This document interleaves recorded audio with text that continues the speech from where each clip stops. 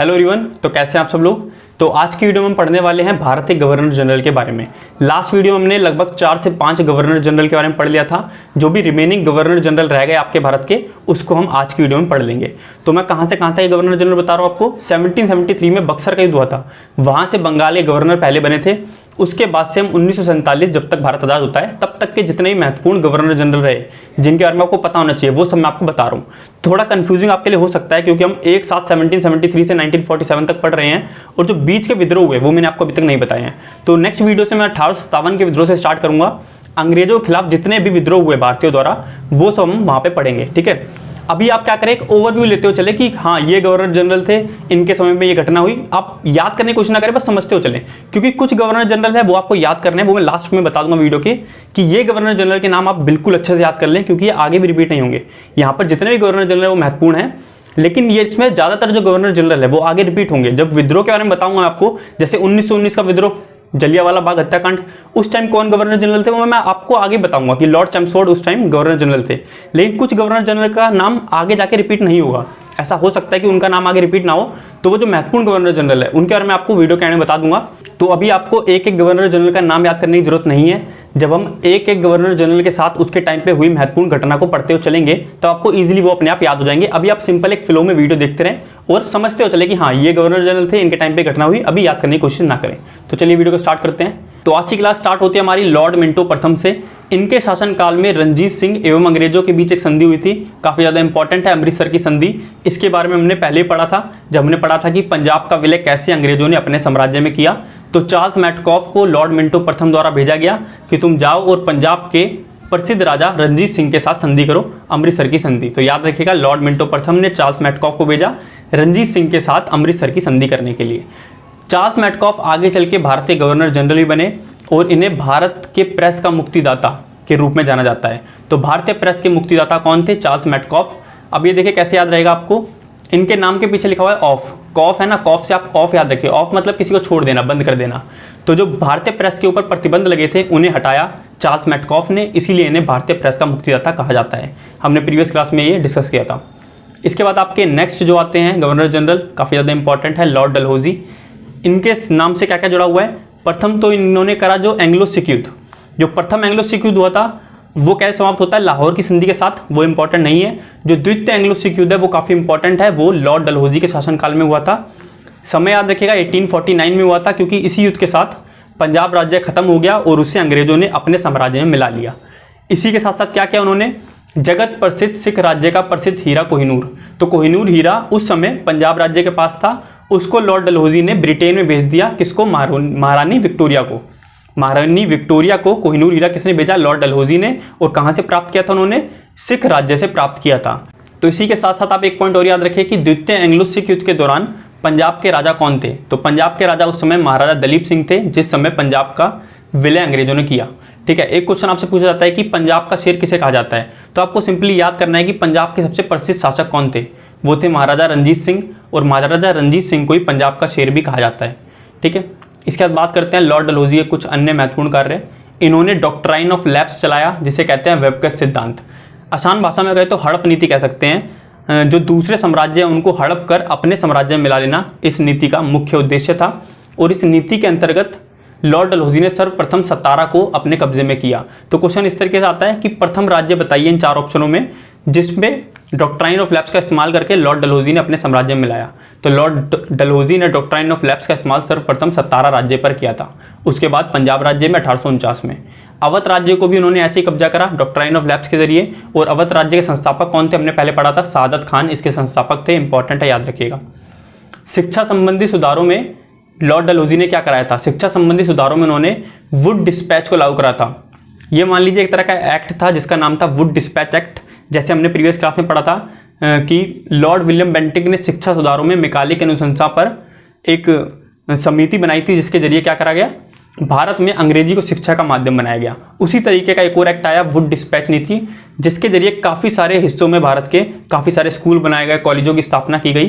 तो वो लॉर्ड डलहौजी द्वारा किया गया, जिस नीति का नाम क्या था? वुड डिस्पैच नीति। तो याद रखिएगा, सिंपल क्वेश्चन आता है कि वुड डिस्पैच नीति शिक्षा सुधार के लिए किसने लागू की थी? लॉर्ड डलहौजी ने। नेक्स्ट बात करते हैं इनके बारे में। इन्होंने डलहौजी ने भारत में रेलवे का जनक कहा जाता है इन्हें। इन्होंने प्रथम रेलवे भारत में स्टार्ट करी थी। कब करी थी? 1853 में। समय याद होना चाहिए, काफ़ी इंपॉर्टेंट है। और ये रेल कहाँ से कहाँ तक चली थी? बम्बई से ठाणे तक 34 किलोमीटर गैप में ये प्रथम रेल चली थी। आपको सिंपल याद रखना है, भारत में रेलवे का जनक कौन है? प्रथम रेलवे किसने चलाई? डलहौजी ने। समय क्या था? 1853। और कहाँ से कहाँ तक चली पहली रेल? बम्बई से ठाणे के बीच में चली। ठीक है। इसके बाद इन्होंने क्या करा? इन्होंने सन 1854 में पीडब्ल्यूडी विभाग की स्थापना की, लोक सेवा विभाग की स्थापना की। ये इतना इंपॉर्टेंट नहीं है, इसे याद नहीं रखेंगे चल जाएगा। इसके बाद इंपॉर्टेंट पॉइंट है तार सेवा। ठीक है, तार सेवा आपको पता है ना, जैसे हम लोग पोस्ट भेजते हैं उसी तरीके से एक तार सेवा होती है। एक तरीके से समझ लीजिए पोस्ट जो होती है हमारी चिट्ठियाँ होती है उसी का ये विकसित रूप है तार सेवा। तो तार सेवा किसने स्टार्ट कराई थी इंडिया में? लॉर्ड डलहौजी ने कराई थी। नेक्स्ट पॉइंट देखिए, 1853 के चार्टर एक्ट के द्वारा कंपनी के संचालन मंडल से कंपनी के प्रशासनिक अधिकारियों की नियुक्ति का अधिकार वापस ले लिया गया और अधिकारियों की नियुक्ति के लिए प्रतियोगिता परीक्षा की व्यवस्था की गई। तो ये दोनों पॉइंट एक ही हैं।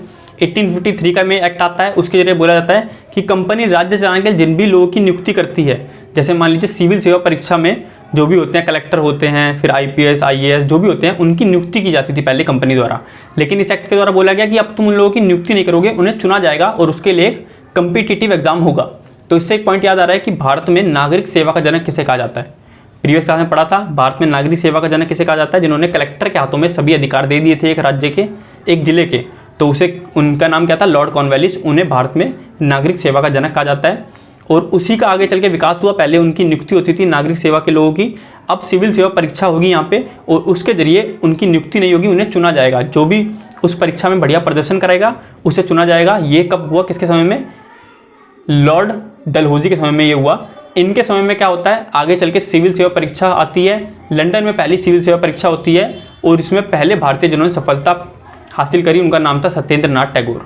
तो याद रखिएगा, प्रशासनिक अधिकारियों की नियुक्ति के बदले क्या हुआ? अब उनको चुना जाएगा एक प्रतियोगिता परीक्षा के जरिए और वो प्रतियोगिता परीक्षा का नाम क्या था? सिविल सेवा परीक्षा, जो कब चालू हुई? लॉर्ड डलहौजी के समय में। और पहले भारतीय जिसने इस एग्जाम में सफलता हासिल करी उनका नाम था सत्येंद्र नाथ टैगोर। ठीक है। तो नेक्स्ट आपके गवर्नर जनरल है लॉर्ड कैनिंग। ये मोस्ट इंपॉर्टेंट है, इनके बारे में याद रखिएगा। ये भारत के अंतिम गवर्नर जनरल हुए और भारत के प्रथम वाइसराय। अब देखिए, भारत में प्रथम गवर्नर जनरल कौन थे? लॉर्ड विलियम बेंटिंग, जो कि 1833 के चार्टर एक्ट द्वारा गवर्नर जनरल बने थे। और अब क्या होता है? लॉर्ड कैनिंग के समय में ये पद खत्म हो जाता है, भारतीय गवर्नर जनरल का पद खत्म हुआ और अब भारत में नया पद आता है जिसका नाम था भारत के वाइसराय। तो ये भारत के प्रथम वाइसराय हुए लॉर्ड कैनिंग। क्यों हुआ ऐसा? देखिए, 1857 का विद्रोह लॉर्ड कैनिंग के समय में हुआ। उस समय भारतीय गवर्नर जनरल थे, लेकिन 1857 का विद्रोह देखते हुए ब्रिटिश सरकार ने कंपनी को ये ऑर्डर दिया कि तुम अब शासन नहीं करोगे, यहाँ पे कंपनी को खत्म करने का आदेश दे दिया गया। और 1857 के बाद कंपनी का जो भी कार्य था, जो भी शासन चलाने की जिम्मेदारी थी, वो ब्रिटिश सरकार ने अपने हाथ में ले ली, ब्रिटिश सम्राट ने अपने अंतर्गत ले ली और गवर्नर जनरल के पद को इसी के साथ समाप्त किया। और उन्होंने कहा कि अब से गवर्नर जनरल नहीं होंगे और अब से जो राज्य करेगा, हमारी तरफ से जो राज्य चलाएंगे वो होंगे वाइसराय। तो आप समझ गए होंगे वाइसराय का पद कैसे आया और गवर्नर जनरल का पद कैसे गया। मेन जो रीजन था इन सबके पीछे वो था 1857 का विद्रोह, मंगल पांडे जी के नेतृत्व में जो चालू हुआ था। ठीक है, तो इस पॉइंट के बारे में हम पूरा डिस्कस कर चुके हैं, आप इसको पढ़ लीजिएगा, जो मैंने बताया वही सब बातें हैं इसमें। नेक्स्ट पॉइंट जो आपका इंपॉर्टेंट है वो है कैनिंग के समय में 1861 में उच्च न्यायालय अधिनियम पारित किया गया और इसके तहत भारत के 3 राज्यों में एक एक उच्च न्यायालय की स्थापना की गई। पहला उच्च न्यायालय आपका कलकत्ता में बना, दूसरा मद्रास में और तीसरा बम्बई में। ये पूछा जाता है आपसे डायरेक्ट क्वेश्चन कि पहला उच्च न्यायालय भारत में कहाँ पर स्थापित किया गया? कलकत्ता में, जो कि 1861 के उच्च न्यायालय अधिनियम के द्वारा पारित था। अगर क्वेश्चन आता है कि उच्चतम न्यायालय पहला कहाँ स्थापित किया गया, वो भी कलकत्ता में किया गया था। पहला उच्चतम न्यायालय हमने पढ़ा था जब वॉरेन हेस्टिंग्स का समय चल रहा था। वॉरेन हेस्टिंग्स जब बंगाली गवर्नर जनरल थे उस समय 1774 में पहला उच्चतम न्यायालय भारत में स्थापित किया गया था कलकत्ता में। वो था उच्चतम न्यायालय और यह था उच्च न्यायालय, दोनों में कंफ्यूज मत होइएगा। ठीक है, उसके बारे में अगर पढ़ना है तो प्रीवियस क्लास आप देख सकते हैं। नेक्स्ट पॉइंट देखिए, 1856 ईस्वी में विधवा पुनर्विवाह अधिनियम स्वतंत्र रूप से लागू हुआ। तो विधवा पुनर्विवाह अधिनियम, जिसके तहत विधवाओं को दोबारा से विवाह करने की अनुमति दे दी गई, ये किस गवर्नर जनरल के टाइम पे भारत में आया था? लॉर्ड कैनिंग के समय में आया था। बस इतना याद रखिए, समय याद रखेंगे, यहाँ पे जरूरत नहीं है आपको। नेक्स्ट है 1857 में महालेखा परीक्षक पद का निर्माण किया गया भारत में। तो महालेखा परीक्षक पद सबसे पहले कब आया था? 1857 में आया था लॉर्ड कैनिंग के समय में। और इसी को स्वतंत्रता के बाद क्या कहा जाने लगा? नियंत्रक एवं महालेखा परीक्षक, जिसे कहा जाता है controller and auditor general of India, जो कि आर्टिकल 148 के तहत भारत में बनाया जाता है। ठीक है, तो याद रखिएगा नियंत्रक एवं महालेखा पद का जो निर्माण हुआ था वो कब हुआ था? 1857 में हुआ था कैनिंग के समय में। तो आगे इनके समय में की जो इंपॉर्टेंट घटना है वो है भारत शासन अधिनियम 1858 पारित हुआ। इसके तहत मुगल सम्राट के पद को समाप्त कर दिया गया। तो याद रखिएगा, भारत शासन अधिनियम 1858 किसके समय में पारित हुआ? लॉर्ड कैनिंग उस समय भारतीय गवर्नर जनरल थे, और 1857 का जो विद्रोह हुआ था उसी के कारण भारत शासन अधिनियम 1858 ब्रिटिश सरकार द्वारा लाया गया, और इसके तहत 3 कार्य हुए। पहला तो भारतीय गवर्नर जनरल पद को हटाया गया और भारत में वाइसराय पद को लाया गया, जिसके तहत लॉर्ड कैनिंग प्रथम वाइसराय हुए, और इसी के तहत मुगल सम्राट के पद को समाप्त कर दिया गया। और भारत में अंतिम मुगल सम्राट कौन हुए? बहादुर शाह जफर द्वितीय भारत में अंतिम मुगल सम्राट थे। तो ये सब हुआ भारत शासन अधिनियम के तहत, ये याद रखिएगा। तो इसी के साथ लॉर्ड कैनिंग के समय में जो भी इंपॉर्टेंट घटना हुई उनके बारे में पढ़ लिया हमने। नेक्स्ट आपके जो आते हैं वाइसराय, अब गवर्नर जनरल नहीं है आपके, अब है आपके वाइसराय। लॉर्ड मेयो आपके नेक्स्ट इंपॉर्टेंट वाइसराय हैं। इनके समय में क्या हुआ? प्रथम जनगणना स्टार्ट हुई। तो डायरेक्ट क्वेश्चन पूछा जाता है कि प्रथम जनगणना किस वाइसराय के समय में भारत में स्टार्ट हुई थी? लॉर्ड मेयो के समय में प्रथम जनगणना हुई 1872 में। नेक्स्ट आपके इंपॉर्टेंट वाइसराय हुए लॉर्ड लिटन। लॉर्ड लिटन के समय में भारतीय समाचार पत्र अधिनियम को पारित किया गया। इसके तहत समाचार पत्रों पर कठोर प्रतिबंध लगा दिए गए। तो काफ़ी सारे प्रतिबंध लगाए गए भारतीय समाचार पत्र अधिनियम के तहत, जिसको क्या कहा जाता है? Vernacular press act.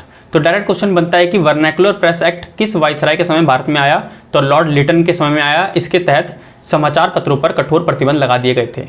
नेक्स्ट आपके गवर्नर जनरल आते हैं, वाइसराय आते हैं लॉर्ड रिपन ने 1882 ईस्वी में स्थानीय स्वशासन की शुरुआत की। स्थानीय स्वशासन का पिता भारत में लॉर्ड रिपन को कहा जाता है। स्थानीय स्वशासन का मतलब है स्थानीय लोगों का स्वयं से शासन करना ही स्थानीय स्वशासन कहलाता है। जैसे एग्जांपल के तौर पे देखिए ग्राम सभा, ग्राम सभा के सभी लोग, ग्राम सभा में गांव के सभी लोग शासन में अपनी भूमिका निभा सकते हैं, उसमें बोल सकते हैं कि क्या होना चाहिए गांव में, क्या बढ़िया चीज़ें होनी चाहिए, क्या बुरी चीज़ें हो रही हैं। तो स्वशासन में स्थानीय लोगों की भागीदारी ही स्थानीय स्वशासन कहलाती है। इसकी शुरुआत भारत में लॉर्ड रिपन ने की। इसके एग्जाम्पल आप देखिए, जैसे नगर पंचायत होती है, ग्राम पंचायत होती है, ग्राम सभा होती है, तो ये सब स्थानीय स्वशासन के एग्जाम्पल हैं। तो इसको स्टार्ट भारत में किसने कराया? लॉर्ड रिपन ने। इन्होंने 1881 में सर्वप्रथम नियमित जनगणना कराई। तो पहली जनगणना भारत में किसने कराई? लॉर्ड मेयो ने 1872 में, लेकिन वो नियमित जनगणना नहीं थी, उन्होंने बस एक टाइम जनगणना करवा दी। लेकिन भारत में जैसी जनगणना होती है प्रत्येक 10 साल में, 2011 में जनगणना हुई थी, अब 2021 में होगी, इसके बाद 2031 में होगी, तो ये प्रत्येक 10 साल के अंतराल पर जनगणना चलाना, ये किसने स्टार्ट कराया? ये स्टार्ट कराया लॉर्ड रिपन ने 1881 से। ठीक है। फ्लोरेंस नाइटिंगेल ने रिपन को भारत के उद्धारक की संज्ञा दी है। तो स्थानीय स्वशासन के स्टार्ट के लिए ही इन फ्लोरेंस नाइटिंगेल ने भारत के उद्धारक की संज्ञा भी दी थी। लॉर्ड रिपन के बाद आपके इंपॉर्टेंट वाइसराय आते हैं लॉर्ड डफरिन। लॉर्ड डफरिन के समय की जो इंपॉर्टेंट घटना है वो है भारतीय राष्ट्रीय कांग्रेस का गठन। तो काफ़ी ज़्यादा इंपॉर्टेंट है, डायरेक्ट क्वेश्चन पूछा जाता है कि भारतीय राष्ट्रीय कांग्रेस का जब गठन हुआ तो उस समय भारत के वाइसराय कौन थे? लॉर्ड डफरिन थे। गठन किस वर्ष में हुआ? 1885 में। किसके नेतृत्व में हुआ? ए.ओ. ह्यूमे के नेतृत्व में हुआ। और भारतीय राष्ट्रीय कांग्रेस के प्रथम अध्यक्ष और प्रेसिडेंट कौन बने? उनका नाम था W.C. बनर्जी। W.C. बनर्जी, व्योमेश चंद्र बनर्जी उनका नाम था, जो कि भारतीय राष्ट्रीय कांग्रेस के प्रथम अध्यक्ष थे। याद रखिएगा, ये 3-4 बातें काफ़ी ज़्यादा इंपॉर्टेंट है। नेक्स्ट आपके इंपॉर्टेंट वाइसराय आते हैं लॉर्ड कर्जन। इन्होंने भारतीय टंकन और पत्र मुद्रा अधिनियम पारित किया, जिसके तहत जो अंग्रेजों के द्वारा मुद्रा यूज़ की जाती, जो ब्रिटेन में मुद्रा यूज़ की जाती थी, करेंसी यूज़ की जाती थी, उसे ही भारत की भी कानूनी मुद्रा घोषित कर दिया गया। ठीक है। साथ ही साथ इन्होंने भी शिक्षा संबंधी सुधार करे। 1904 में इन्होंने भारतीय विश्वविद्यालय अधिनियम पारित किया। ये भी शिक्षा संबंधी सुधारों में से एक है। अभी तक हमने 3 शिक्षा संबंधी सुधार देखे। पहला, मैकाले की अनुशंसा पर लॉर्ड विलियम बेंटिंक ने शिक्षा का माध्यम क्या बना दिया? भारत में अंग्रेजी को शिक्षा का माध्यम बना दिया। दूसरा, वुड डिस्पैच नीति लागू करी गई, किसके द्वारा? लॉर्ड डलहौजी द्वारा, जिसके अंतर्गत काफ़ी सारे स्कूल कॉलेजेस भारत में स्थापित किए गए। तीसरा, भारतीय विश्वविद्यालय अधिनियम पारित किया गया। अपने नाम से ही पता चलता है, इसके नाम से ही कि ये शिक्षा संबंधी सुधार है। लॉर्ड कर्जन ने इसे पारित किया था, याद रखिएगा। इसी के साथ साथ कर्जन ने भारतीय पुरातत्व विभाग की स्थापना की। पुरातत्व मतलब होता है आर्कियोलॉजिकल, पुराने जमाने की जो चीज़ें हैं उन्हें पुरातात्विक चीज़ें कहते हैं। भारतीय पुरातत्व विभाग की स्थापना किसने करी? लॉर्ड कर्जन ने। इसी के साथ साथ इनके शासनकाल की सबसे महत्वपूर्ण घटना है 1905 ईस्वी में बंगाल का विभाजन। इनका नाम दिया क्या है? Curzon, CURZON। इससे याद रखिए आप, कट करना, कर्जन कट। तो इन्होंने कट क्या कर दिया? भारत से बंगाल को अलग कर दिया, बंगाल का विभाजन कर दिया 1905 में लॉर्ड कर्जन ने। मोस्ट इंपॉर्टेंट है, याद रखिएगा। नेक्स्ट आपके जो वाइसराय आते हैं वो है लॉर्ड मिंटो द्वितीय। इनके नाम से आपको सिंपल ये याद रखना है कि मार्ले मिंटो सुधार अधिनियम इनके शासनकाल में पारित हुआ 1909 में। आपको याद हो जाएगा, मिंटो देखिए, मिंटो से ही लॉर्ड मिंटो द्वितीय के शासनकाल में मार्ले मिंटो भारतीय सुधार अधिनियम 1909 पारित हुआ। और इसके तहत मुसलमानों के लिए अलग निर्वाचन मंडल की व्यवस्था की गई और हिंदुओं के लिए अलग निर्वाचन मंडल बनाया गया। तो बस ये था इनके नाम से रिलेटेड। ये जो 2 फैक्ट्स हैं वो भी इनके समय में हुए थे, लेकिन इनके नाम से जोड़ने की इन फैक्ट्स को आपको जरूरत नहीं है। आप सिंपल याद रखें कि मुस्लिम लीग की स्थापना कब हुई, 1906 में। कहाँ पर स्थापना हुई, ढाका में। और किस किसने मिलकर स्थापना कराई, सलीमुल्लाह खान और आगा खान, इन दोनों ने मिलकर मुस्लिम लीग की स्थापना की थी। लॉर्ड मिंटो द्वितीय के शासनकाल में ये हुआ था, ये याद रखने की आपको जरूरत नहीं है, ठीक है। इसी के साथ साथ 1907 में क्या होता है, कांग्रेस का सूरत अधिवेशन होता है और इसी अधिनियम के तहत कांग्रेस का विभाजन हो जाता है। तो कांग्रेस का विभाजन कब हुआ, किस अधिवेशन में हुआ, ये मोस्ट इंपॉर्टेंट आपको याद होना चाहिए। तो नेक्स्ट जो आपके इंपॉर्टेंट वाइसराय थे वो थे लॉर्ड हॉर्डिंग द्वितीय। इनके समय में ब्रिटेन के राजा जॉर्ज पंचम भारत आए। तो कोई राजा अगर भारत में आ रहे हैं तो क्या होगा, टेंट वेंट लगवाया जाएगा, एक भव्य दरबार का आयोजन होगा। तो एक भव्य दरबार का आयोजन हुआ, कहाँ पर हुआ, दिल्ली में भव्य दरबार बनाया गया 1911 में। तो देखिए कोई पॉलिटिकल मीटिंग होने वाली है तो भारत में पोस्टर और होर्डिंग्स वगैरह जरूर लगेंगी रोडों पे। तो होर्डिंग लगी, पोस्टर लगे, तो लॉर्ड होर्डिंग के समय में ये सब हुआ, आपको यहाँ से याद रखिएगा इसे। और क्या होता है, राजा जॉर्ज पंचम दिल्ली आते हैं और वो 2 महत्वपूर्ण निर्णय लेते हैं। पहला वो कहते हैं कि 1905 में जो लॉर्ड कर्जन ने बंगाल का विभाजन किया था उसे हम रद्द करते हैं, बंगाल को दोबारा से भारत का हिस्सा बनाया जाता है, क्योंकि काफ़ी सारे आंदोलन चल रहे थे बंगाल को विभाजन ना करने के लिए। तो उसी को वो बदल देते हैं, विभाजन को रद्द कर देते हैं। और दूसरा, वो जो राजधानी पहले भारत की क्या थी, कलकत्ता से राजधानी को स्थानांतरित करके दिल्ली लेकर आते हैं। नई जो राजधानी बनाया जाता है भारत की, उसे दिल्ली को बनाया जाता है और 1912 में इसी के तहत दिल्ली को भारत की राजधानी बना दिया गया। तो याद रखिएगा, राजधानी दिल्ली बनाई गई और जो बंगाल विभाजन था वो रद्द किया गया। किसके शासनकाल में, कौन था वाइसराय भारत का उस समय, लॉर्ड हॉर्डिंग, ठीक है, याद रखिएगा यहाँ से। नेक्स्ट जो आपके वाइसराय हुए वो थे लॉर्ड चैम्सफोर्ड। तो ये बीच का पॉइंट है, इसी पॉइंट को बस आप इनके नाम से जोड़कर पढ़े, बाकी जो दोनों पॉइंट है वो आप सिंपल पढ़ लें। आपसे नहीं पूछा जाएगा कभी भी कि लॉर्ड चैम्सफोर्ड के समय में खिलाफत आंदोलन हुआ था या नहीं हुआ था, लखनऊ अधिवेशन के समय में भारत के वाइसराय कौन थे, ये सब आपसे नहीं पूछा जाता। तो इन दोनों पॉइंट को, फर्स्ट और थर्ड को, आप इनके नाम से जोड़कर ना पढ़ें, बस ये दोनों पॉइंट काफ़ी ज़्यादा इंपॉर्टेंट है, इसलिए मैंने यहाँ पे लिख दिए थे। तो देखिए इनके नाम से आपको क्या पढ़ना है कि रॉलेट एक्ट जब भारत में पारित हुआ, रॉलेट एक्ट जब भारत में पारित हुआ तो उस समय भारत के वाइसराय कौन थे, लॉर्ड चैम्सफोर्ड। और 1919 में जब जलियांवाला बाग हत्याकांड होता है, जलियांवाला बाग हत्याकांड अमृतसर में हुआ था, काफ़ी ज़्यादा इंपॉर्टेंट है। इस समय भारत के वाइसराय कौन थे, ये कई बार एग्जाम पूछा चुका है, एयरफोर्स एग्जाम में भी आ चुका है। तो इस समय भारत के वाइसराय कौन थे, लॉर्ड चैम्सफोर्ड थे। बाकी दोनों पॉइंट है वो सिंपल पढ़ लेते हैं हम लोग। जैसे कांग्रेस का लखनऊ अधिवेशन किस वर्ष में हुआ, 1916 में। हमने पढ़ा था 1907 में कांग्रेस का सूरत अधिवेशन हुआ, उसमें कांग्रेस का विभाजन हो गया। ऐसे ही कांग्रेस का लखनऊ अधिवेशन होता है 1916 में, इसमें कांग्रेस का एकीकरण हो जाता है। कांग्रेस और मुस्लिम लीग और जो कांग्रेस का गरम दल और नरम दल, इन दोनों का विभाजन हुआ था, ये तीनों का समझौता हो जाता है 1916 के कांग्रेस के लखनऊ अधिवेशन में। मोस्ट इंपॉर्टेंट है, याद रखिएगा। नेक्स्ट पॉइंट देखिए, खिलाफत आंदोलन 1919 में एवं गांधी जी का असहयोग आंदोलन 1920 में स्टार्ट होता है। तो आपको समय याद होना चाहिए कि ये दोनों आंदोलन किस वर्ष में स्टार्ट हुए, डायरेक्ट आपसे क्वेश्चन पूछा जाता है। तो खिलाफत आंदोलन क्या था, ब्रिटेन की जो सरकार थी वो तुर्की के खलीफा के खिलाफ थी उस समय, और जो भारत के मुसलमान थे वो खलीफा के समर्थन में थे। तुर्की के जो खलीफा होते थे उसके समर्थन में थे, तो उन्होंने तुर्की के खलीफा के समर्थन में और ब्रिटेन की सरकार के खिलाफ एक आंदोलन स्टार्ट करा, उसी को कहते हैं खिलाफत आंदोलन।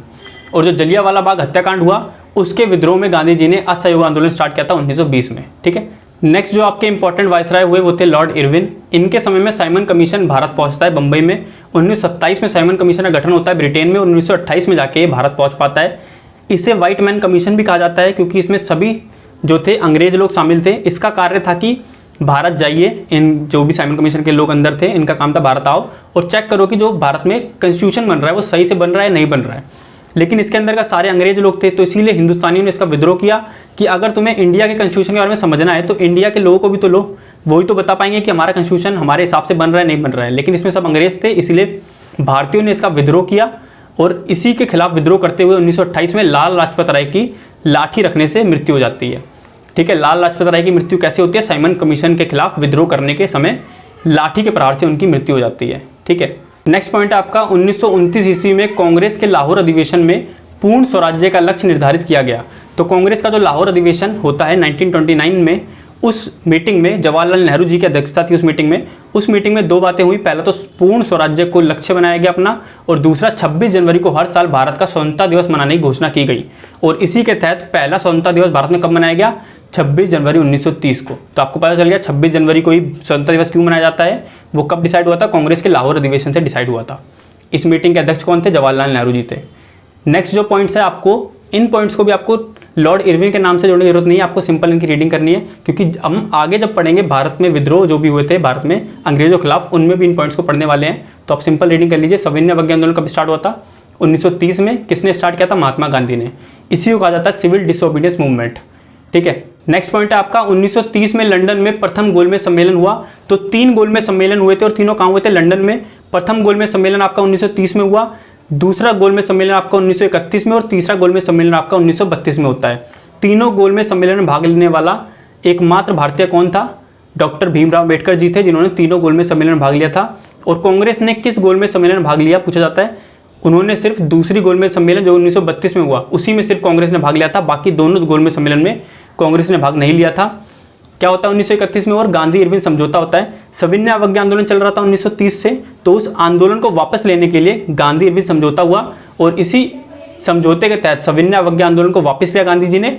और कांग्रेस की तरफ से लंदन गए वो दूसरी गोलमेज सम्मेलन में भाग लेने। तो दूसरी गोलमेज सम्मेलन में कांग्रेस की तरफ से भाग किसने लिया? गांधी जी ने लिया। और दूसरा गोलमेज सम्मेलन हुआ कब था? 1931 में। इसके बाद आपके वायसराय हुए लॉर्ड लिनलिथगो। तो लॉर्ड लिनलिथगो के समय में पहली बार भारत में चुनाव कराए गए। तो आप याद रखिए सिंपल, लिन, इनके नाम में लिन है तो लिन से ही होगा विन।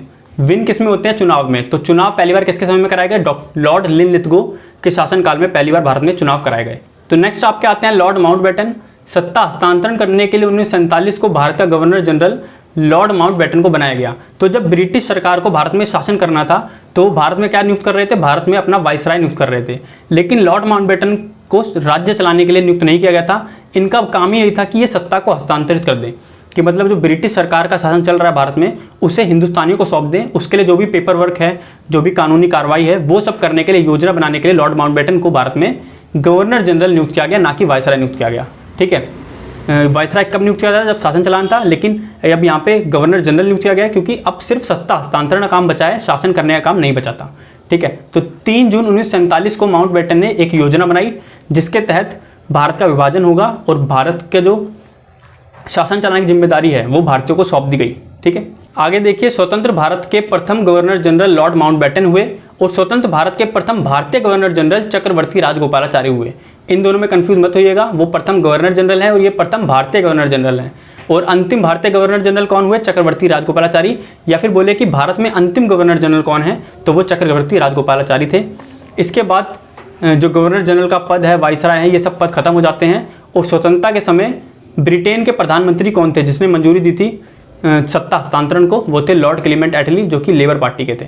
तो लॉर्ड क्लीमेंट एटली का नाम याद रखिएगा। जब भारत को स्वतंत्रता मिली तो ब्रिटेन के प्रधानमंत्री लॉर्ड क्लीमेंट एटली थे।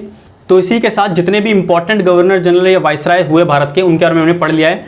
ये जितने भी नाम बताएं वो मोस्ट इंपॉर्टेंट है, कई बार एग्जाम में पूछे जा चुके हैं। तो एक बार और देखिएगा आप इन दोनों वीडियो को, और एक बार आप बेसिक अपने माइंड में बना लीजिएगा क्या क्या किस किस के समय में हुआ था। याद करने की कोशिश मत कीजिए, बस एक बार देख लीजिए, क्योंकि आगे भी जब हम पढ़ेंगे तो उसमें वो रिपीट होते जाएगा। ठीक है, आप हिस्ट्री को जितना याद करने की कोशिश करेंगे उतना ही मुश्किल होगी। बस आप 4-5 बार पूरी हिस्ट्री को एक बार रिवाइज कर लेंगे तो आपको ईजिली वो अपने आप ज़्यादा चीज़ें, मैं बताऊँगा 80% चीज़ें आपके दिमाग में रह जाएंगी। मैं भी खुद ये करता हूँ, कभी भी रटने की कोशिश मत करें। रटने की कोशिश जब भी करेंगे तो याद होना में मुश्किल हो जाएगी। आप सिंपल एक फॉर्मेट में उसे पढ़ते चले, जब 4-5 बार आप पढ़ लेंगे उसे तो आपको ज़्यादातर चीज़ें अपने आप याद हो जाएंगी। और आप यहाँ पर 3 नाम बहुत ज़्यादा इंपॉर्टेंट है, उन्हें याद रखिएगा। पहला है वॉरेन हेस्टिंग्स, जो कि बंगाल के प्रथम गवर्नर जनरल थे। कौन से एक्ट के जरिए बने? 1773 का रेगुलेटिंग एक्ट। उसके बाद आप दूसरा नाम याद रखिए, 1833 के चार्टर एक्ट के द्वारा भारत के प्रथम गवर्नर जनरल कौन हुए? Lord William Bentinck. उनके बारे में सारी बातें पढ़ लीजिएगा। और तीसरा नाम आपको याद रखना है, भारत के अंतिम गवर्नर जनरल और प्रथम वायसराय कौन थे? लॉर्ड कैनिंग, जो कि 1858 के भारत शासन अधिनियम के तहत वायसराय बने थे। इन 3 का नाम बहुत ज़्यादा इंपॉर्टेंट है। इन तीनों के बारे में जो भी इंपॉर्टेंट बातें हैं वो आप पढ़ लीजिएगा, काफ़ी ज़्यादा इंपॉर्टेंट है। ठीक है, तो इसी के साथ आज की क्लास को खत्म करते हैं, मिलते हैं जल्दी नेक्स्ट क्लास में। अब हम स्टार्ट करेंगे 1857 का विद्रोह। 1857 का विद्रोह होता है और जो भी विद्रोह भारत में हुए उन सब के बारे में पढ़ना नेक्स्ट क्लास से स्टार्ट करेंगे। जो आपकी हिस्ट्री है उसमें सबसे इंपॉर्टेंट पार्ट वही है, जो आपका आधुनिक इतिहास है वो सबसे ज़्यादा इंपॉर्टेंट है। उसी से ज़्यादा वेटेज भी एग्जाम में, उसी से ज़्यादा क्वेश्चन पूछे जाते हैं, तो उसके बारे में आपको अच्छे से पढ़ते हुए चलना है। ठीक है, तो मिलते हैं जल्दी नेक्स्ट वीडियो में। क्लास पसंद है तो लाइक कीजिएगा और ज़्यादा से ज़्यादा शेयर कर दीजिएगा। Thank you.